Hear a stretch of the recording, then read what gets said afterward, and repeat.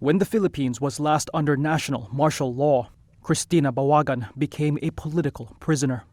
Then leader and dictator Ferdinand Marcos Sr. ushered in a brutal era for the country with violence she still remembers clearly. And she fears the horror of that time could be whitewashed if his son, Marcos Jr., wins the presidency next week. This is the duster that I was wearing when they arrested me without a warrant of arrest. As you can see, it was torn over here when they were interrogating me.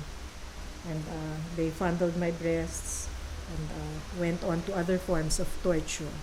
Bawagan was an activist arrested by soldiers for alleged subversion in 1981, beaten and abused to extract a confession. And the hardest thing was that they put an object in my vagina. That was the worst part of it. And of course, all throughout, I was screaming. No one seemed to hear. Amnesty International estimates she was just one of 70,000 prisoners during Marcos's rule, and that more than 3,000 were killed.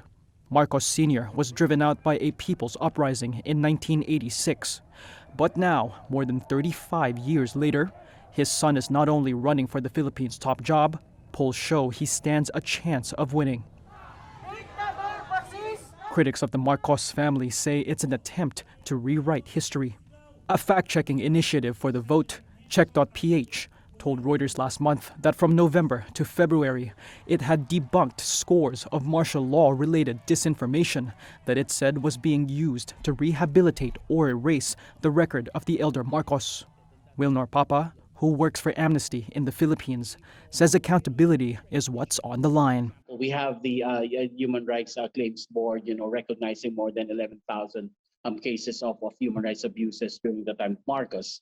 That's very good, and that's something that we have to always remember. But the problem is, those who perpetrated the abuses, where are they? None of them are in jail. While Marcos Jr.'s camp did not immediately comment on Bawagan's story of abuse, he has previously denied claims of spreading misinformation. One of Asia's most notorious kleptocracies, the Marcos family siphoned billions of dollars from the government and are accused of living lavishly while ruling with corruption and authoritarianism. Bawagan says victims of martial law like her need to share their stories to counter the portrayal of the Marcoses regime as a peaceful golden age for the Philippines. So what more proof do you need?